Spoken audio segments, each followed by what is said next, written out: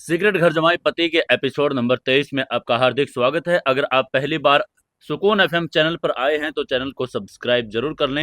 Video को like share और comment जरूर करके बताएं कि आपको कहानी कैसी लग रही है। चलिए शुरू करते हैं आज की कहानी। काव्या बेडरूम की उस बड़ी सी बालकनी में खड़ी थी। उसने एक बड़ा खूबसूरत हल्के आसमानी रंग का मैटरनिटी गाउन पहना था। ठंडी हवा उसके खुले बालों से खेल रही थी।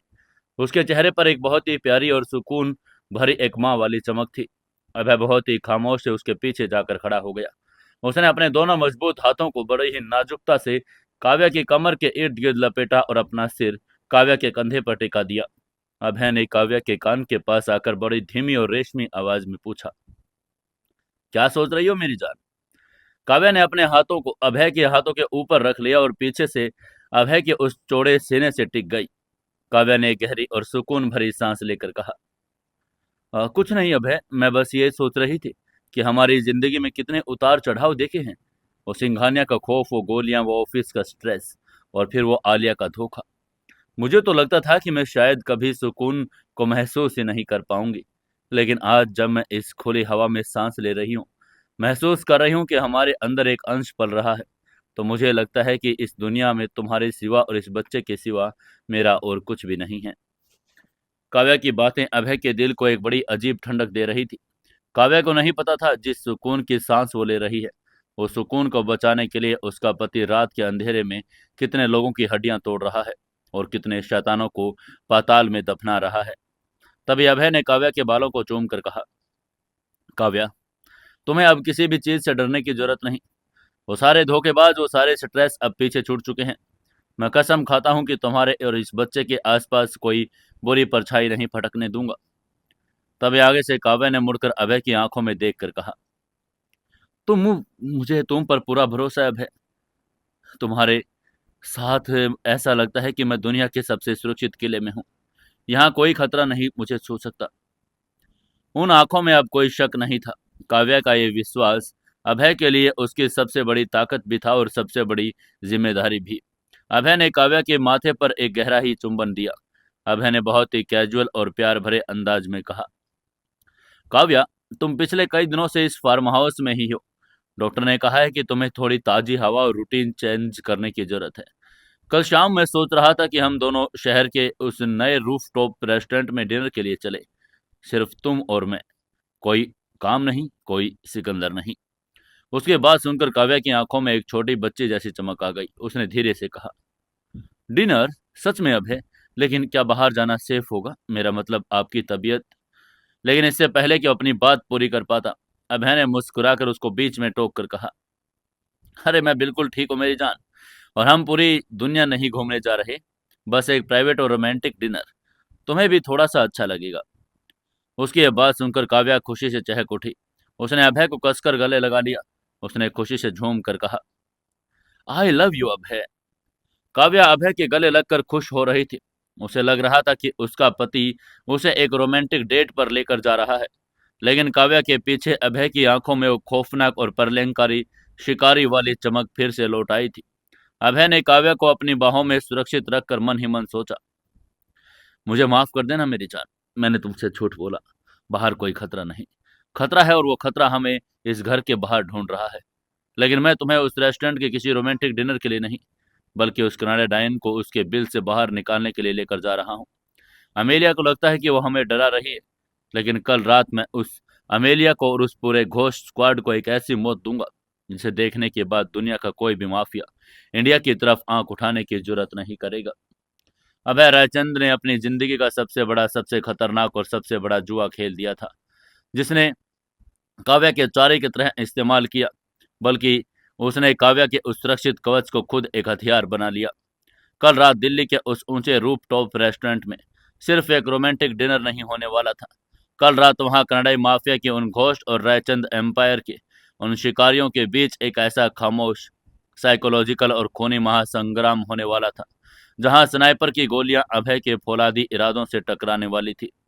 अमेलिया कुपैटो अपने स्नाइपर राइफल के साथ उस पल का इंतजार कर रही थी और अभय रायचंद उस अमेलिया की चिता सजाने की पूरी तैयारी कर चुका था। कयामत की उस रात का पर्दा अब उठने ही वाला था और इस बार खून पानी की तरह बहने वाला था।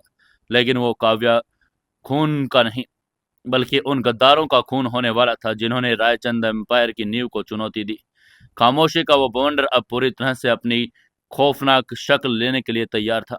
दिल्ली की उस धुंध और सर्द भरी शाम ने शहर को अपने खामोश चादर में लपेटना शुरू कर दिया। रायचंद एम्पायर के उस सीक्रेट फार्म हाउस के बाहर, जहां परिंदा भी पर मारने से पहले अभय रायचंद की इजाजत लेता था, आज एक अजीब सी और मनहूस शांति पसरी हुई थी। फार्म हाउस से करीब 2 किलोमीटर दूर एक घने जंगल और पहाड़ी के बीच छुपी एक बिना नंबर प्लेट की काली एसयूवी खड़ी थी। इस गाड़ी के अंदर कनाडा माफिया के घोस्ट स्क्वाड का लीडर विक्टर अपने दो सबसे खूंखार आदमियों के साथ बैठा था। विक्टर की आंखों पर नाइट विजन और थर्मल इमेजिंग वाली हाई टेक दूरबीन लगी थी, जिसका लेंस सीधा फार्म हाउस के मेन लोहे के गेट पर टिका हुआ था। पिछले 48 घंटों से विक्टर और उसके आदमी बिना पलक झपकाए काव्या की एक एक हरकत पर नजर रखे हुए थे। उनके ड्रोन्स हवा में मंडरा रहे थे। उन्हें अमेलिया कुपैटो का सख्त आदेश था कि जैसे ही काव्या इस सुरक्षित किले से बाहर निकले, उस पर शिकंजा कस दिया जाए। शाम के करीब 7 बज रहे थे, तभी फार्म हाउस का भारी लोहे का गेट एक हल्की चरमराहट से खुला। विक्टर ने अपनी दूरबीन को जूम किया। गेट के अंदर से अभय रायचंद की वो जानी पहचानी काली बख्तरबंद गाड़ी धीरे धीरे बाहर निकली। गाड़ी खुद अभय चला रहा था और उसके बगल वाली सीट पर काव्या बैठी हुई थी। लेकिन जो नजारा विक्टर अपनी दूरबीन से देख रहा था, उसे उस पर यकीन नहीं हो रहा था। विक्टर ने दूरबीन से गाड़ी के पीछे, फार्म हाउस के अंदर और सड़क के दोनों तरफ स्कैन किया। विक्टर के मुंह से एक बड़ी हैरान कर देने वाली फुसफुसाहट निकली। उसने धीरे से कहा, यह क्या मजाक है? उसकी बात सुनते ही पीछे से कनाडाई शूटर ने अपनी गन लोड करके पूछा, क्या हुआ बॉस? तभी आगे से विक्टर ने दूरबीन अपनी आंखों से हटाकर एक अजीब सी उलझन के साथ कहा, टारगेट बाहर आ रहा है, लेकिन उनके साथ कोई सिक्योरिटी नहीं है, कोई एस्कॉर्ट गाड़ियां नहीं, वो खूंखार कमांडर सिकंदर वो भी नहीं। अभय रायचंद्र और काव्या मल्होत्रा बिल्कुल अकेले सिर्फ एक गाड़ी में बाहर निकल रहे हैं। ये खबर कनाडिया माफिया के लिए किसी लॉटरी से कम नहीं थी। विक्टर ने तुरंत अपना एनक्रिप्टेड रेडियो कम्युनिकेटर निकाला और अमेलिया को कॉल किया, जो उस वक्त शहर की एक ऊंची और वीरान इमारत की छत पर स्नाइपर राइफल के साथ तैनात थी। जैसे उधर से अमेलिया ने फोन उठाया, विक्टर ने उससे कहा, अमेलिया, शिकार अपने पिंजरे से बाहर आ चुका है। सबसे बड़ी बात, अभय रायचंद ने अपने कमांडोज और उन सिकंदर का साथ नहीं लिया। वो दोनों बिल्कुल अलग अकेले हैं। मुझे लगता है अभय रायचंद उस फार्म हाउस के अंदर बंद होकर बोर हो गया है। शायद वो अपनी पत्नी को खुश करने के लिए आज उसे अकेले कहीं लेकर जा रहा है। सिक्योरिटी जीरो है। विक्टर की आवाज में जीत का नशा था। उसकी ये बात सुनकर रेडियो के दूसरी तरफ अमेलिया के होठों पर एक बहुत ही शैतानी, खौफनाक और मौत जैसी सर्द हंसी गूंज गई। अमेलिया ने अपने स्नाइपर राइफल के स्कोप को साफ करके कहा, अहंकार इंसान का सबसे बड़ा दुश्मन होता है विक्टर। अभय रायचंद को लगता है कि उसने हमारी ओलिविया को कैद करके हमें डरा दिया। उसे लगता है कि हम अब कोई हमला नहीं करेंगे। यह उसका ओवर कॉन्फिडेंस आज उसकी दुनिया उजाड़ देगा। पीछा करो उनका विक्टर, छुपकर परछाई की तरह। मुझे उनका हर एक कदम, हर एक मोड़ की खबर चाहिए। आज रात मैं उस अभय रायचंद की आंखों के सामने उसकी काव्या को वो दर्द दूंगी जो उसके रूह को चीर देगा। उसकी यह बात सुनकर विक्टर ने कॉल काटी और अपने ड्राइवर को इशारा करके कहा, कॉपी दैट। वो काली एसयूवी उस खामोश प्रेत की तरह बिना हेडलाइट्स जलाई उस ओडी के पीछे पीछे जंगल के उस अंधेरे रास्ते पर रेंगने लगी। कनाडाई माफिया को लग रहा था कि अभय रायचंद ने बहुत बड़ी गलती कर दी, लेकिन उन्हें इस बात का रत्ती भर भी अंदाजा नहीं था कि अभय रायचंद कोई गलती नहीं करता, वो सिर्फ गलत फहमी का जाल बुनता है। वहीं उधर उस शानदार ओडी गाड़ी के साउंड प्रूफ कैबिन के अंदर माहौल दुनिया के हर एक खौफ और हर माफिया से बड़े दूर एक रोमांटिक, सुकून भरे और प्यार से सरोबार स्वर्ग जैसा था। गाड़ी के स्टूडियो पर बहुत ही हल्की आवाज में एक रोमांटिक और सूफी गाना बज रहा था। काव्या ने आज एक बहुत खूबसूरत हल्के रंग का वेलवेट का मैटरनिटी गाउन पहना था, जो उसके प्रेगनेंसी के उस निखार को और भी ज्यादा खूबसूरत बना रहा था। उसके बाल एक ढीले लेकिन बहुत आकर्षक जोड़े में बंधे थे, जिससे उसकी गर्दन की वो नजाकत साफ झलक रही थी। उसके चेहरे पर एक बहुत ही प्यारी, मासूम और सुकून भरी मुस्कान थी। पिछले कुछ दिनों में उस डिप्रेशन और आलिया वाले सदमे के बाद काव्या पहली बार इतनी रिलैक्स्ड और खुश नजर आ रही थी। अभय ने भी आज उस खौफनाक अंडरवर्ल्ड वाले काले कोट को उतार फेंका था। उसने एक बहुत ही स्टाइलिश डार्क ब्लू रंग का ब्लेजर और एक क्रिप्स सफेद शर्ट पहनी थी। वो सचमुच किसी हॉलीवुड के रोमांटिक हीरो की तरह लग रहा था। अबे एक हाथ से स्टीयरिंग व्हील संभाल रहा था और दूसरा हाथ काव्या के हाथ को बहुत ही प्यार से थामे हुए था। अभय ने गाड़ी चलाकर एक बहुत ही गहरी प्यार भरी नजर काव्या की तरफ डालकर कहा, तुम आज बहुत खूबसूरत लग रही हो काव्या, मेरी नजरें तुमसे हट ही नहीं रही। उसकी यह बात सुनकर काव्या के गालों पर एक हल्की शर्म की लाली आ गई। वो ब्लश करने लगी।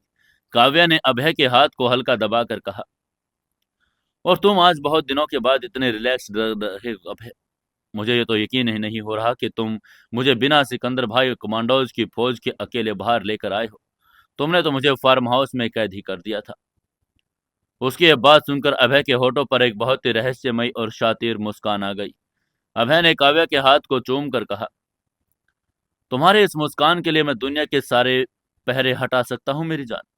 डॉक्टर ने कहा है कि तुम्हें स्ट्रेस फ्री रहना है, और अगर तुम्हारे पीछे पीछे बंदूक लेकर 20 लोग चलेंगे तो तुम कभी नॉर्मल महसूस नहीं कर पाओगी। आज की शाम सिर्फ तुम्हारी और मेरी है। कोई सिकंदर नहीं, कोई बिजनेस नहीं और कोई फोन कॉल्स नहीं। बस हम दोनों और हमारा ये आने वाला मेहमान। ये कहते हुए अभय ने अपना हाथ काव्या के पेट पर बड़े ही नजाकत से रखा। काव्या ने भी अपना हाथ अभय के हाथ के ऊपर रख लिया और अपनी आंखें सुकून से बंद कर ली। लेकिन काव्या की आंखें बंद होते ही अभय की नजरें तुरंत गाड़ी के रियर व्यू मिरर पर घूमी। मिरर के उस कांच में काफी दूर अंधेरे में एक काली एसयूवी का धुंधला सा साया ओडी की पीछा कर रहा था। वो गाड़ी हेडलाइट जलाकर नहीं चल रही थी, लेकिन अभय का वो सिक्स्थ सेंस, उसका वो रडार दुनिया के सबसे एडवांस ट्रैकिंग सिस्टम से भी ज्यादा तेज था। अभय ने मन ही मन एक खौफनाक और प्रलयंकारी हंसी हंस कर सोचा, "हाँ, आ गए तुम लोग। तुम कनाडाई कुत्तों को लगा था कि मैं अपनी पत्नी को बिना किसी सिक्योरिटी के बाहर लाऊंगा। तुम सोच रहे हो कि सिकंदर और मेरे कमांडोज आज छुट्टी पर हैं। बेवकूफो, जिस रास्ते पर तुम चल रहे हो उस रास्ते का एक एक पत्थर मेरे कमांडोज की उंगलियों पर नाच रहा है।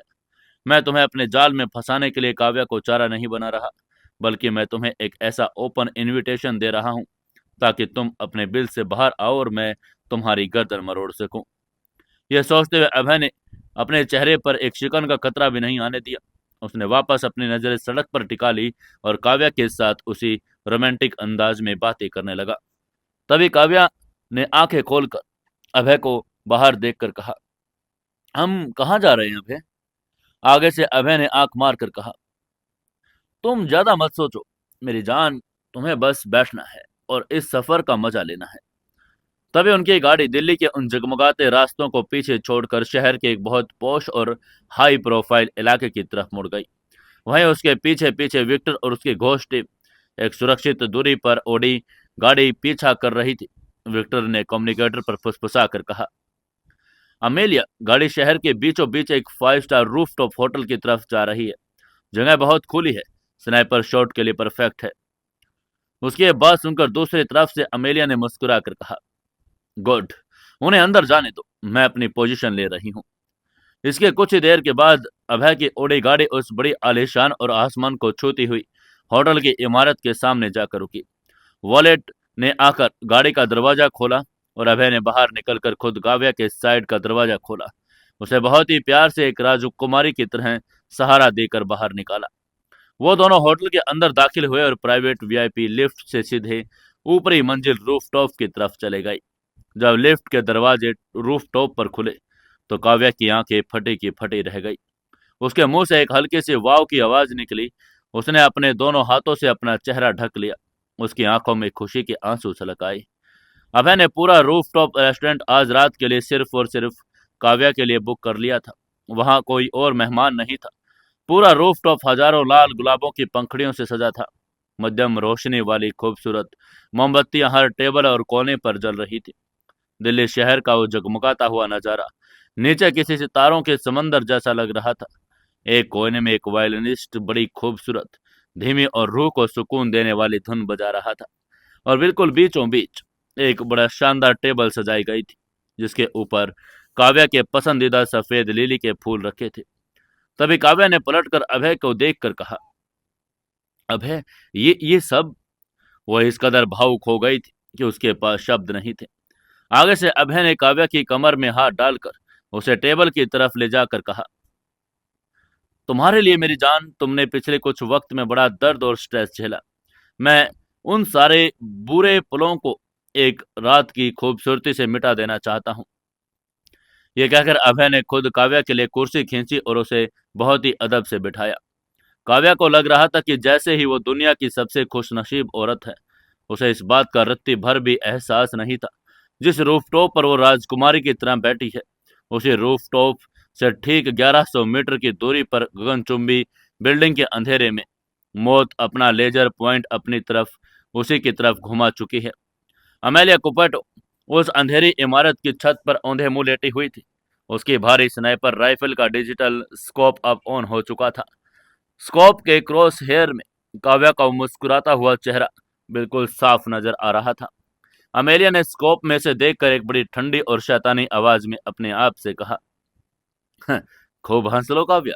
मल्होत्रा, ये तुम्हारी जिंदगी का आखिरी मुस्कान है।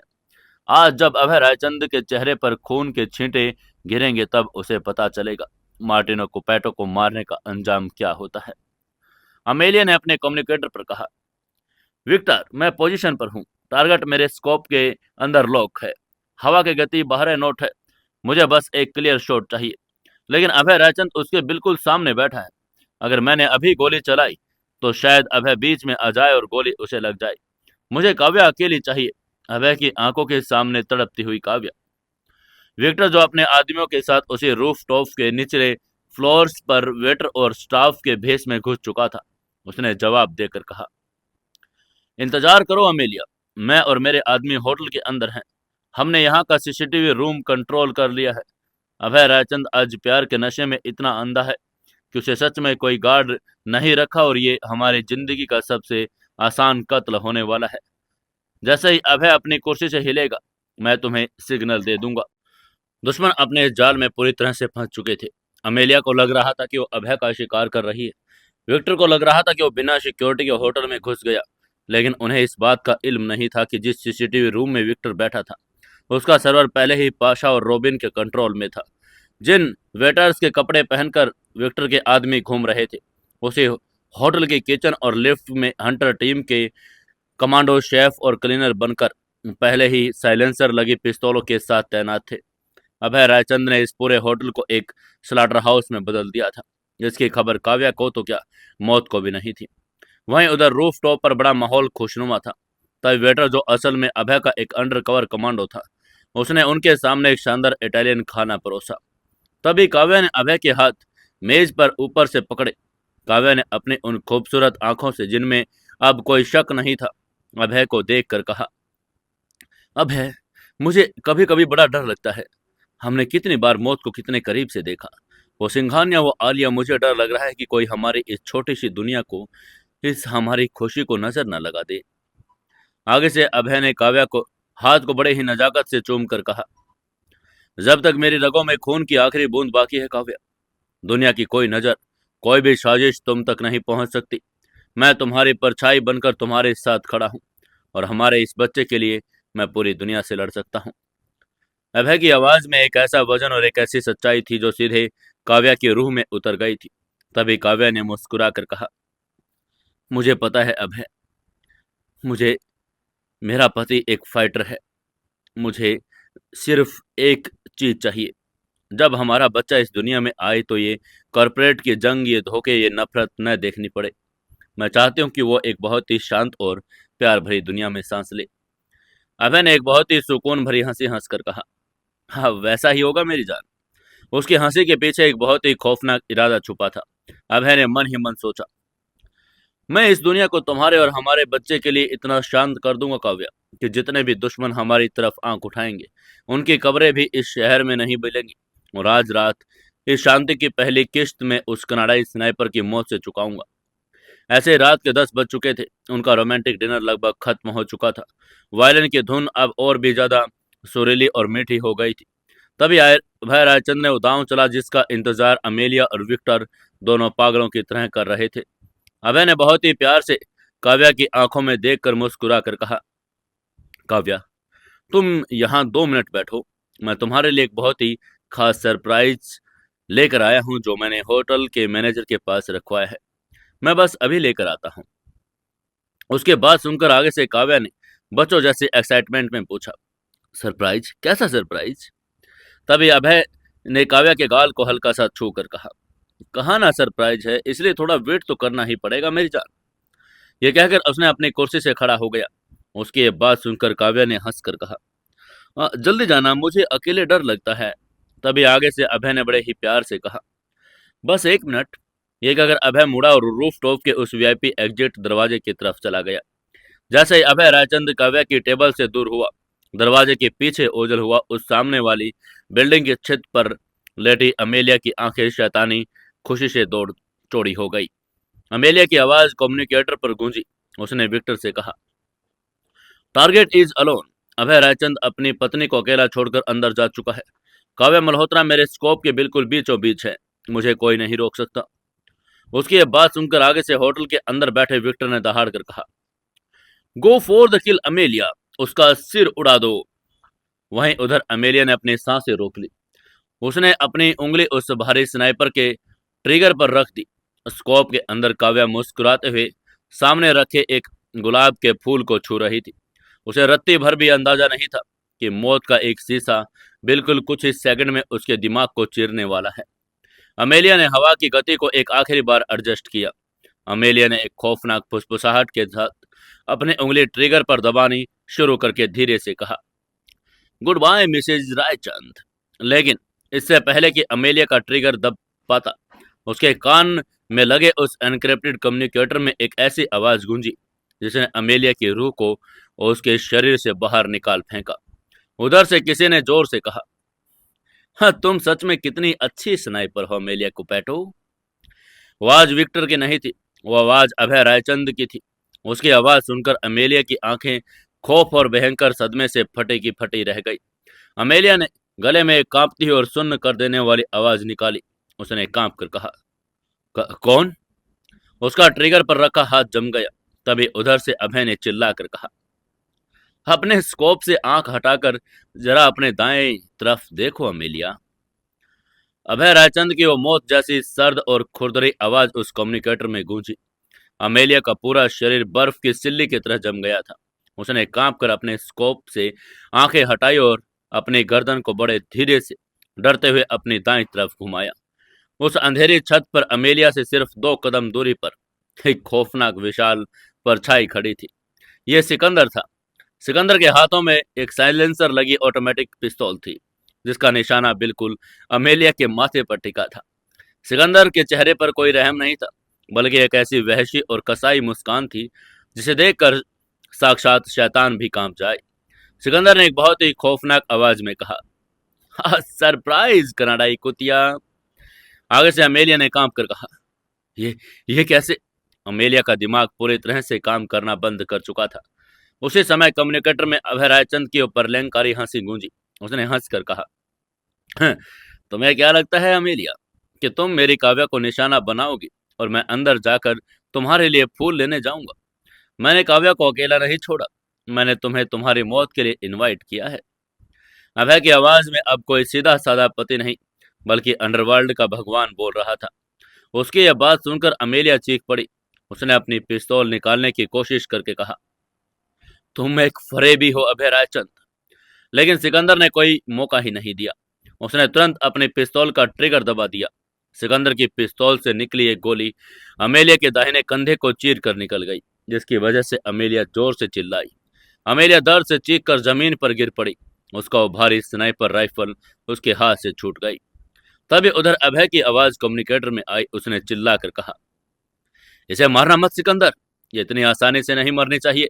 इसे जिंदा उठाओ और उसी तहखाने में ओलिविया के बगल वाले पिंजरे में लटकाओ। मैं चाहता हूं कि ये दोनों डायने एक एक दूसरे की मौत का तमाशा देखे। उसके बाद सुनकर उधर से सिकंदर ने तुरंत जवाब देकर कहा, जी छोटे मालिक। ये कहकर सिकंदर ने आगे बढ़कर अमेलिया के बालों को दबोच लिया और उसे घसीटना शुरू कर दिया।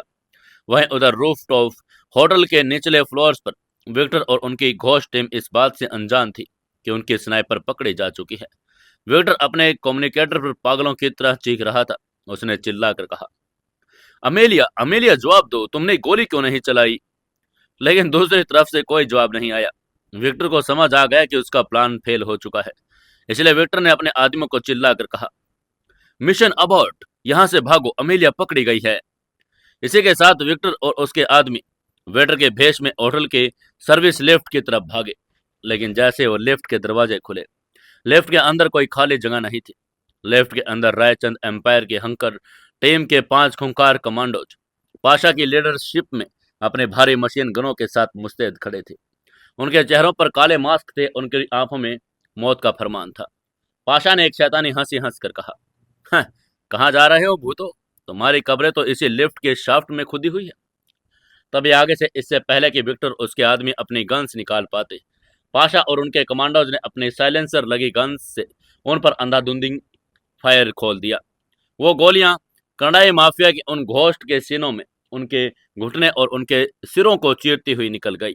विक्टर और उसके आदमियों के शरीर छलनी हो गए। वो खामोश कत्लेआम था। होटल के रूफ टॉप पर बैठे किसी भी आम इंसान या खुद काव्या को नीचे चल रहे इस भयानक मौत के तांडव की एक भनक तक नहीं लगी। पाशा ने उन लाशों को लिफ्ट के अंदर घसीट लिया और खून के धब्बों को साफ करने के लिए अपनी क्लीन अप क्रू को लगा दिया। कनाडाई माफिया का वो पूरी एलीट डेथ स्क्वाड महज 10 मिनट के अंदर राख में मिला दी गई थी। अभय रायचंद ने बिना अपनी पत्नी के सामने आए, बिना उसे कोई खौफ दिए, दुनिया के सबसे खतरनाक सिंडिकेट का नामो निशान इंडिया की मिट्टी में मिला दिया था। वहीं उधर रूफ टॉप पर काव्या अभी भी उस खूबसूरत टेबल पर बैठी मुस्कुरा रही थी। वायलिन की धुन हवा में एक जादू घोल रही थी। कुछ ही मिनटों बाद रूफ टॉप का वीआईपी दरवाजा खुला। अभय रायचंद वापस आया और उसके हाथ में कोई हथियार नहीं, बल्कि लाल गुलाबों का एक बड़ा खूबसूरत गुलदस्ता था। उसके चेहरे पर माफिया डॉन वाली शिकन नहीं थी।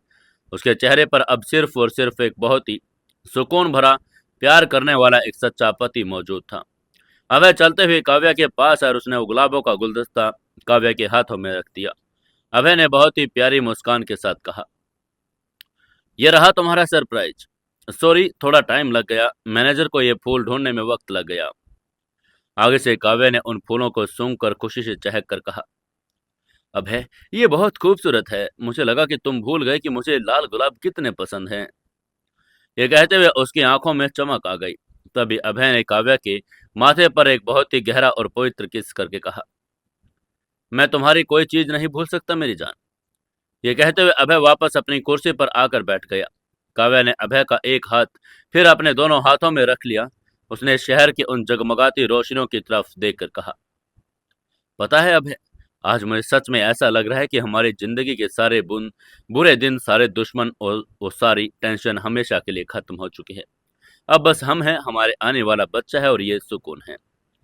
आगे से अभय ने काव्या की उन मासूम और खुशियों से भरी आंखों को देखा।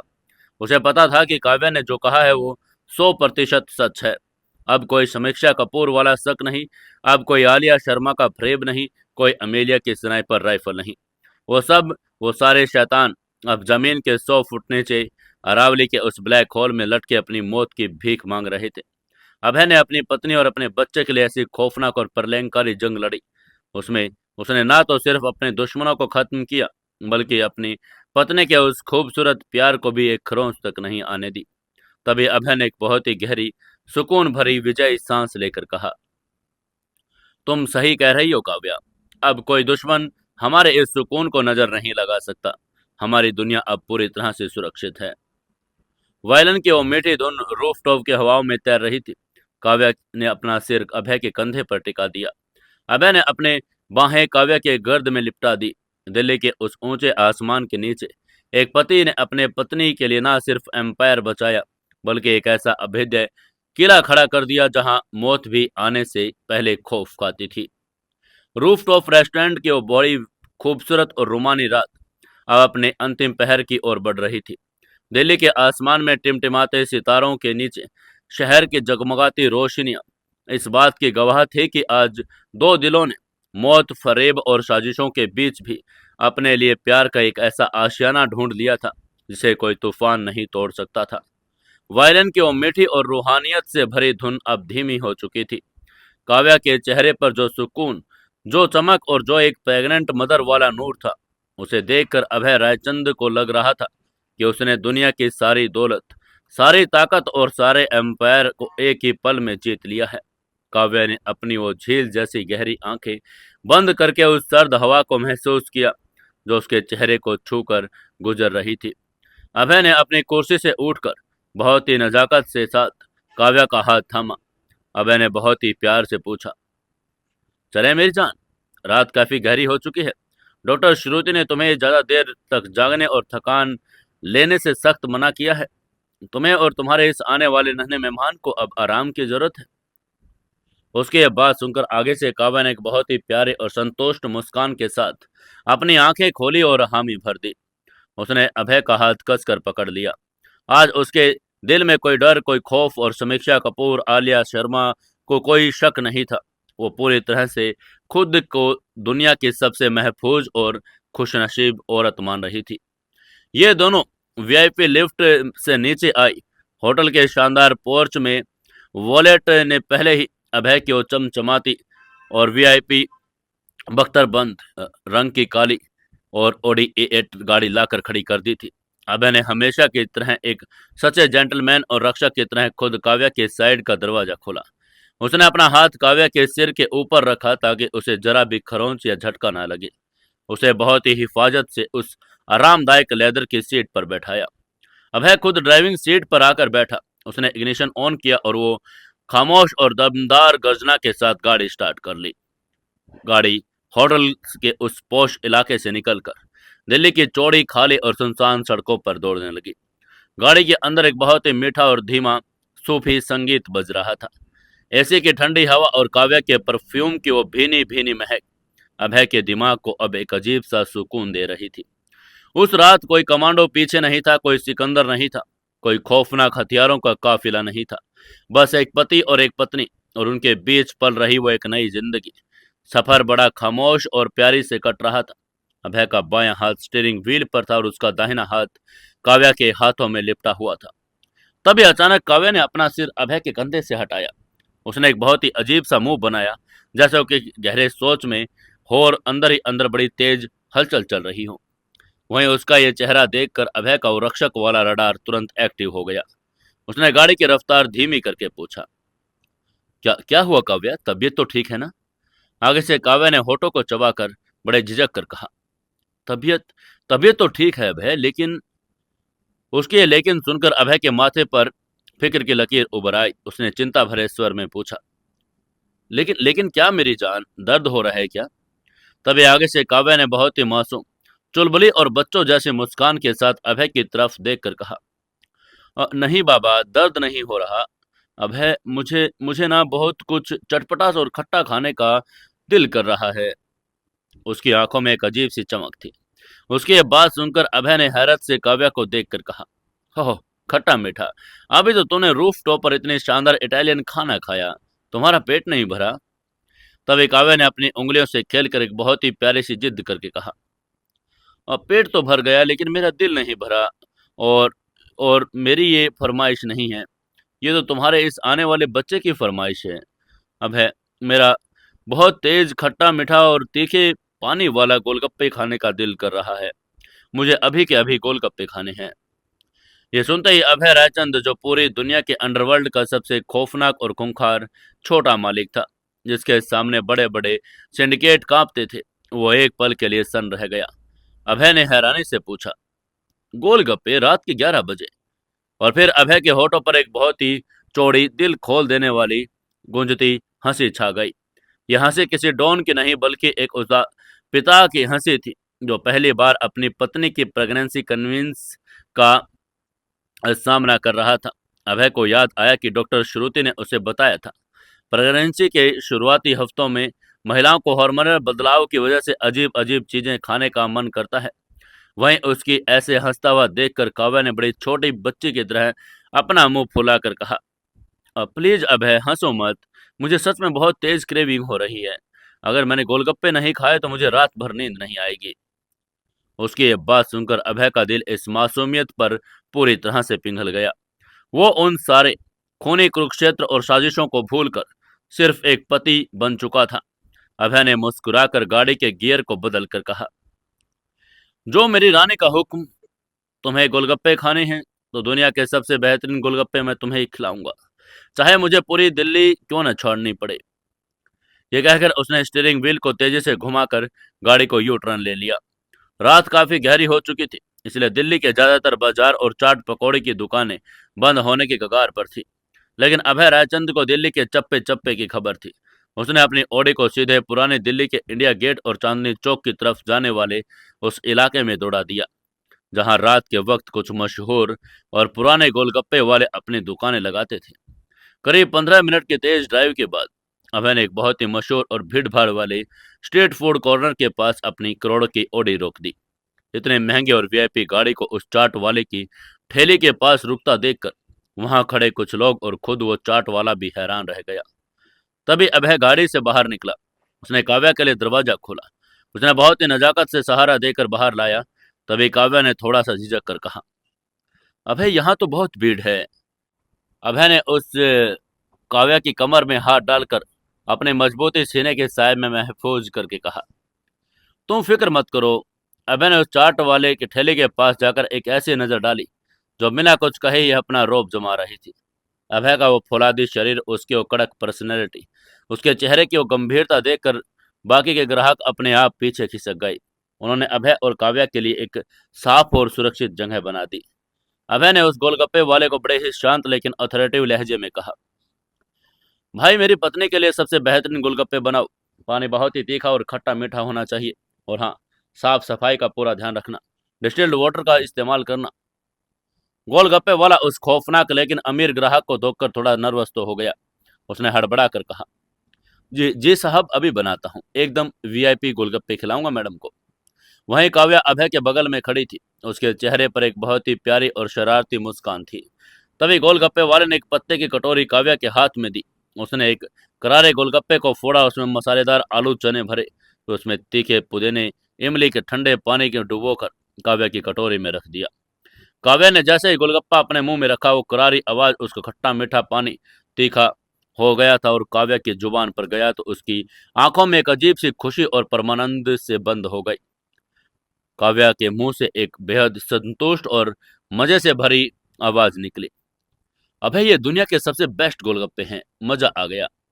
आगे से अभय सिर्फ एक टक बिना पलक झपकाए काव्या के उस खिलखिलाते और चहकते हुए चेहरे को देख रहा था। अंडरवर्ल्ड की उस दुनिया में खून और बारूद की गंध सूंघने वाले अभय को आज महसूस हो रहा था कि जिंदगी की असली खूबसूरती, असली दौलत तो इस ठेली के पास है, उसकी पत्नी की इस छोटी सी मुस्कान में छुपी है। काव्या एक के बाद एक गोलगप्पे खाती जा रही थी। कभी तीखा पानी, कभी मीठा सौंठ की चटनी, और तो कभी आंखों से तीखेपन से वो हल्का सा पानी आ गया और उसकी नाक हल्की सी लाल हो गई। तभी अभय ने अपनी जेब से एक साफ रेशमी रुमाल निकाला और बड़े ही प्यार से काव्या के होठों के किनारे और उसकी ठुड्डी को साफ किया। अभय ने एक फिक्रमंद पति की तरह टोक कर कहा, बस करो मेरी जान, इतना तीखा मत खाओ कि बाद में पेट में जलन हो। आगे से काव्या ने एक छोटे बच्चे की तरह जिद करके कहा, एक और अभय प्लीज, बस एक आखिरी पपड़ी दे दो भैया। उसकी ये बात सुनकर अभय हंस पड़ा। उसने गोलगप्पे वाले को इशारा किया। काव्या ने आखिरी सूखी पपड़ी खाई और बड़े जोर से सांस लेकर अपने हाथों को साफ किया। इसके बाद अभय ने गोलगप्पे वाले को एक 500 रुपए का नोट दिया। उसे चेंज मत देना कहकर काव्या को वापस गाड़ी की तरफ लेकर जाने लगा। तभी काव्या ने गाड़ी में बैठकर अभय के गाल पर एक हल्का सा किस करके कहा, थैंक यू अभय, मेरी आधी क्रेविंग तो शांत हो गई। उसकी ये बात सुनकर अभय ने गाड़ी स्टार्ट करके अपनी भौहें सिकोड़ कर कहा, आधी क्रेविंग, इसका मतलब को भी कुछ और भी खाना है। तभी काव्या ने सीट बेल्ट बांधकर अपने होठों पर जीभ फेर कर कहा, हाँ, गोलगप्पे खाने के बाद मुझे ना बहुत ही खट्टा और दांत खट्टे करने वाला दिल कर रहा है। अबे मुझे कच्ची कैरी खानी है, वो भी काले नमक और लाल मिर्च के साथ। उसके बाद सुनकर अभय की आंखें हैरत में फैल गई। उसने हैरान होकर कहा, कच्ची कैरी? ये कहकर उसने एक डैशबोर्ड पर डिजिटल घड़ी की तरफ देखा। रात के लगभग 11:15 बज रहे थे, इसलिए अभय ने उसे थोड़ा समझा कर कहा, काव्या मेरी जान, ये आम का मौसम तो है, लेकिन इस आधी रात को कच्ची कैरी, वो भी काले नमक के साथ? सारे फ्रूट मार्केट और मंडियां इस वक्त बंद हो चुकी हैं। अभी रात के 12 बजने वाले हैं, मैं कच्ची कैरी कहाँ से लाऊंगा? लेकिन आगे से काव्या ने एक बहुत ही क्यूट सा मुंह बनाकर अपनी बाहें सीने पर बांधकर जिद पकड़कर कहा, मुझे नहीं पता। तुमने अभी कहा था कि तुम मेरे लिए कुछ भी ला सकते हो। मुझे क्रेविंग हो रही है अब है। अगर तुम मुझसे प्यार करते हो तो मुझे अभी के अभी कच्ची कैरी ला कर दो, वरना मैं तुमसे बात नहीं करूंगी। प्रेग्नेंट महिलाओं के अजब व गिरफ्त फरमाइश और उनके ये नखरे किसी भी सख्त से सख्त इंसान को पानी कर दे। अब है रायचंद, जिसने कभी किसी के आगे हार नहीं मानी, वो अपनी पत्नी की इस कच्ची कैरी की जिद के आगे पूरी तरह से सरेंडर कर चुका था। उसने हार मानकर कहा, ठीक है, बात करना बंद मत करो, मैं लाता हूँ कच्ची कैरी कहीं से। ये कहकर अभय ने गाड़ी को वापस हाईवे की तरफ मोड़ने के बजाय दिल्ली के उन रिहायशी और कमर्शियल इलाकों की तरफ दौड़ा दिया जहां 24 घंटे खुले रहने वाले कुछ वीआईपी सुपरमार्केट और फल वाले मिल सकते थे। सफर शुरू हुआ एक बड़ी ही मुश्किल और थका देने वाली तलाश का।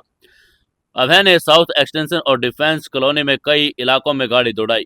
जो भी इक्का दुक्का फल वाले सड़क किनारे खड़ा था, अभय ने उनके पास गाड़ी रोकी। अभय ने गाड़ी शीशा नीचे करके पूछा, भाई कच्ची कैरी है क्या? लेकिन आगे से फल वाले ने जवाब देकर कहा, नहीं साहब, पके हुए दशहरी आम है। कच्चे आम तो सुबह मंडी में मिलेंगे। यह जवाब सुनते ही अभय की बेचैनी बढ़ने लगी। वो अपनी काव्य को निराश नहीं करना चाहता था। उसका माफिया दिमाग अब इस छोटी सी समस्या को हल करने के लिए अंडरवर्ल्ड के तरीके सोचने लगा।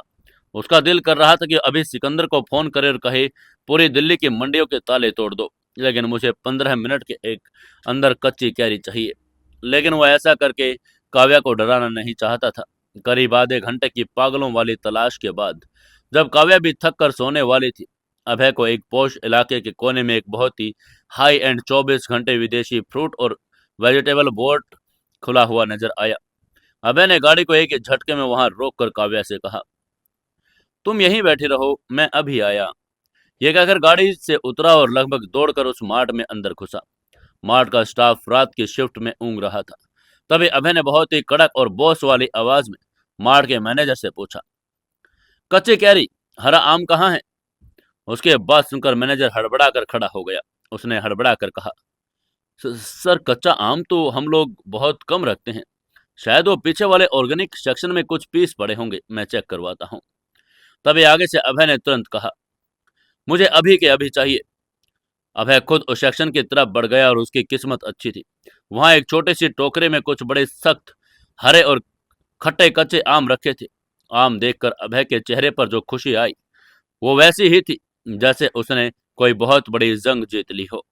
उसने बिना कोई कीमत पूछे वो पूरी की पूरी टोकरी उठाई और वहां से एक पैकेट काला नमक और एक पैकेट लाल मिर्च का पाउडर भी उठा लिया।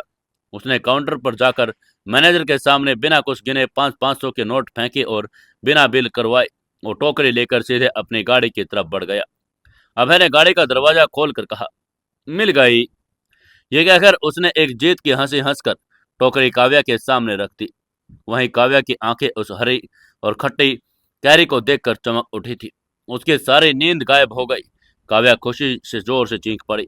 उसने अभय को जोर से गले लगाकर कहा, Abhay, you are the best, thank you. यह कहकर उसने अभय की गाल पर एक जोरदार किस कर लिया। इसके बाद अभय ने वहीं गाड़ी के अंदर एक साफ चाकू, जो गाड़ी के ग्लव्स बॉक्स में एक स्विस नाइफ के रूप में हमेशा रहता था, वो निकाला। उसने बहुत ही सफाई से उस कच्ची कैरी को धोया और उसे छीला और एक लंबे लंबे पतले टुकड़े कर दिए। उसने बहुत टुकड़ों को थोड़ा सा काला नमक और लाल मिर्च छिड़क कर एक पेपर प्लेट में काव्या को दे दिया। काव्या ने जैसे वो खट्टा और नमक मिर्च वाला कैरी का टुकड़ा अपने दांतों से काटा, उसकी आंखों में एक बार फिर परम आनंद के आंसू छलक पड़े।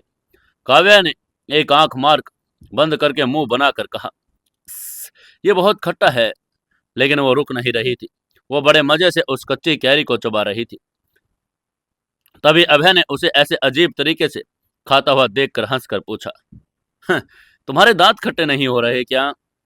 आगे से काव्या ने अपना मुंह पोंछ कर कहा, नहीं अभय, ये दुनिया का सबसे अच्छा टेस्ट है। ये खाने के बाद ना मेरे मन की सारी घबराहट और उलझन खत्म हो गई। वहीं अभय उसे निहार रहा था। उसका वो सख्त और अंडरवर्ल्ड का खौफनाक चोला पूरी तरह से पिघल चुका था। आज रात वो कोई रक्षक नहीं, कोई छोटा मालिक नहीं, वो बस एक ऐसा इंसान था जो अपनी प्रेग्नेंट पत्नी की क्रेविंग्स को पूरी करने के लिए आधी रात को दिल्ली की सड़कों पर भटकने में फक्र महसूस कर रहा था। गोलगप्पे और कच्ची कैरी की उन खट्टी मीठी तीखे क्रेविंग्स के बाद सफर फिर से शुरू हुआ। रात के 1 बजे और दिल्ली का शोर शराबा अब पीछे छूट चुका था। ओडी गाड़ी अब दिल्ली हरियाणा बॉर्डर के उन घने जंगलों वाले रास्ते पर दौड़ रही थी जहां रायचंद एम्पायर का वह भेदिया और खामोश फार्म हाउस मौजूद था। सड़क के दोनों तरफ ऊंचे पेड़ थे। अंधेरे में गाड़ी की हेडलाइट एक सुरंग का रास्ता बना रही थी। काव्या अब पूरी तरह से रिलैक्स थी। उसने सीट को थोड़ा पीछे झुका लिया और वो अपनी आंखें बंद करके उस सुकून भरे गीत को सुन रही थी। फार्म हाउस का भारी लोहे का गेट अब सिर्फ 2 किलोमीटर दूर था। अभय का दिमाग वापस उस सिक्योरिटी और रक्षक वाले मोड में आ रहा था। वो आसपास का माहौल स्कैन कर रहा था ताकि कोई खतरा न हो। लेकिन तभी खामोशी को चीर कर काव्या की आवाज गूंजी। काव्या ने अपनी आंखें खोली और एक बहुत ही अजीब लेकिन बड़ी मिठास भरी चुलबुली आवाज में अभय को पुकार कर कहा, अभय। उसकी ये बात सुनकर आगे से अभय ने बिना अपनी नजरें सड़क से हटाए मुस्कुरा कर पूछा, हाँ मेरी जान, अब क्या हुआ? तभी आगे से काव्या ने अपने होठों को जीभ से चाट कर एक बड़ा है मासूम चेहरा और करके नखरा दिखाकर कहा, अभय, मेरा ना मुंह बड़ा तीखा हो गया। वो कच्ची कैरी की वजह से जीभ में थोड़ी जलन हो रही है। उसके बाद सुनकर अभय ने सलाह देकर कहा, तो पानी पी लो काव्या, गाड़ी में फ्रिज की बोतल रखी है। लेकिन तभी काव्या ने अपना सिर अभय के कंधे पर झुकाकर एक नई फरमाइश दाग कर कहा, नहीं, पानी से काम नहीं चलेगा। अभय, मुझे बहुत ही ठंडा मीठा और क्रीमी खाने की क्रेविंग हो रही है। मुझे मुझे आइसक्रीम खानी है। अभय ने गाड़ी के ब्रेक पर हल्का सा पैर रखकर काव्या की तरफ देखकर हैरानी से कहा, आइसक्रीम? तभी काव्या ने अपनी उंगलियों पर गिने हुए एक बहुत ही स्पेसिफिक और सख्त डिमांड रखकर कहा, हाँ, और मुझे कोई आम आइसक्रीम नहीं खानी। मुझे अमेरिकन नट्स वाली आइसक्रीम खानी है जिसमें खूब सारी जली ड्राई फ्रूट और वो पिंक वाली चेरी होती है। मुझे अभी के अभी खानी है। लेकिन इस बार अभय की हंसी नहीं छूटी। उसने गाड़ी के जीपीएस और नेविगेशन स्क्रीन की तरफ देखा। वो लोग फार्म हाउस से मुश्किल 5 मिनट की दूरी पर थे। आसपास मीलों तक जंगल था और कोई भी आइसक्रीम पार्लर या दुकान यहाँ मौजूद नहीं था। अगर उसे अमेरिकन नट्स आइसक्रीम लानी थी तो कम से कम 10-15 किलोमीटर वापस शहर में बाहरी रिहायशी इलाके में जाना पड़ता। सबसे बड़ी बात, अभय को काव्या की सेहत की फिक्र हो रही थी। उसने काव्या की तरफ देखकर कहा, काव्या। अभय ने अपनी आवाज में इस बार कोई ढिलाई या कोई मान जाने वाला पति वाला भाव नहीं लाया। उसने अपनी आवाज में बड़ी ही सख्त, कड़क लेकिन प्यार भरी एक रक्षक और जिम्मेदार पति वाली डांट में खोल दिया। अभय ने गाड़ी की रफ्तार को बढ़ाकर कहा, बहुत हो गया काव्या, अब चुपचाप सीधे फार्म हाउस चलो, कोई आइसक्रीम नहीं मिलेगी अभी। तभी काव्या ने झटके से सीधा होकर अभय की तरफ देखकर कहा, क्या तुमने तो अभी कहा था कि जो तुम मांगोगी वो तुम ला कर दोगे। तुम अपनी बात से पलट रहे हो अभय रायचंद। ये कहकर उसकी आंखों में एक नाराजगी आ गई। उसकी बात सुनते ही अभय ने बड़ी मजबूती से स्टीयरिंग व्हील को पकड़कर अपनी उस कड़क आवाज में कहा, मैं अपनी बात से नहीं पलट रहा हूं काव्या, लेकिन मैं तुम्हें इस तरह आधी रात को एक आइसक्रीम के लिए ज्यादा सड़कों पर नहीं घुमा सकता। तुम पहले ही आज शाम से बाहर हो। तुमने गोलगप्पे और कच्चे खाए आम खाए। आपका शरीर थक चुका है। तुम्हारी आंखें बता रही कि तुम्हें नींद आ रही है। डॉक्टर श्रुति ने क्या कहा था याद है? तुम्हें फुल रेस्ट की जरूरत है। कोई फालतू का सफर नहीं और कोई थकावट नहीं। तभी काव्या ने एक छोटे बच्चे की तरह रोनी सूरत बनाकर कहा, लेकिन मुझे क्रेविंग हो रही है ना भैया। इसमें मेरी क्या गलती है? मुझे नींद ही नहीं आएगी अगर मैंने आइसक्रीम नहीं खाई तो। प्लीज बस 15 मिनट लगेंगे, हम वापस शहर की तरफ चलते हैं। उसकी बात सुनकर आगे से अभय ने अपनी उस आवाज को थोड़ा और सख्त करके कहा, मैंने कहा ना, नहीं मतलब नहीं। ये वो शक्ति थी जो अपने दुश्मनों को डराने के लिए नहीं बल्कि अपनी दुनिया की सबसे अनमोल चीज काव्या और उसका बच्चा को सुरक्षित रखने के लिए थी। अभय ने गहरी सांस लेकर बड़े ही फिक्रमंद लहजे में समझा कर कहा, काव्या, तुम समझ क्यों नहीं रही हो? हम लगभग फार्म हाउस पहुंच चुके हैं। ये जंगली रास्ता है। यहाँ रात के 1:30 बजे गाड़ी में बेवजह सफर करना आपकी हेल्थ और हमारे बैग के लिए बिल्कुल सही नहीं है। गाड़ी के झटके तुम्हारे लिए नुकसानदेह हो सकते हैं। मैं तुम्हें किसी भी कीमत पर ज्यादा थकाने का रिस्क नहीं ले सकता। आज के लिए तुम्हारा बाहर घूमना खत्म। उसकी ये बात सुनकर आगे से काव्या ने अपना मुंह पूरी तरह से फुला लिया। उसने अपने दोनों हाथ सीने पर बांध लिए और खिड़की के बाहर मुंह करके बैठ गई। काव्या ने रुधे हुए गले से नकली नाराजगी दिखाकर कहा, तुम बहुत गंदे हो अभय।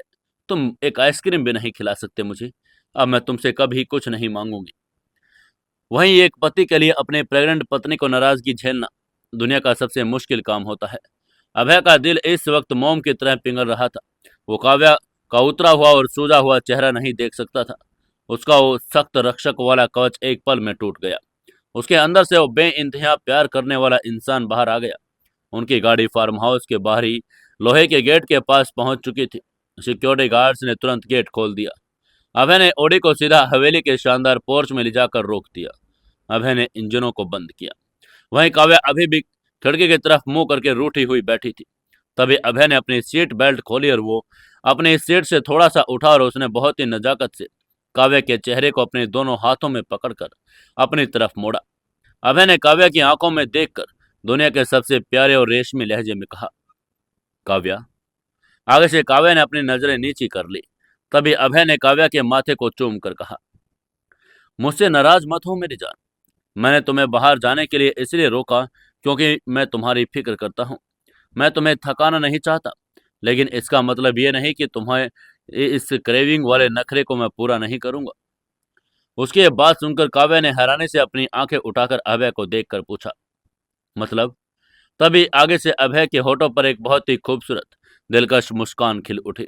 अभय ने काव्या की गाल को हल्का सा खींच कर कहा, मतलब ये काव्या कि तुम अब चुपचाप फार्म हाउस के अंदर जाओगी, अपने आरामदायक कमरे में अपने उस किंग साइज बिस्तर पर लेटकर आराम करोगी, माँ जी से बात करोगी और मैं।